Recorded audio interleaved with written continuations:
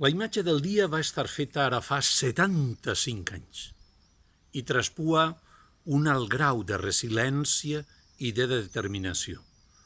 Avui és dia 5 de maig, data en què van estar desmantellats els camps de concentració nazis, i amb aquest fet es recupera un alt percentatge d'alè democràtic a gran part dels pobles d'Europa.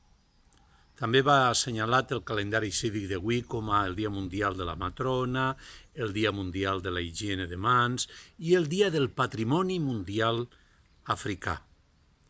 Totes aquestes dates cíviques ens han de fer reflexionar en clau solidària per procurar que la riquesa arrogant d'uns pocs no puga coexistir amb l'extrema pobresa de massa gent.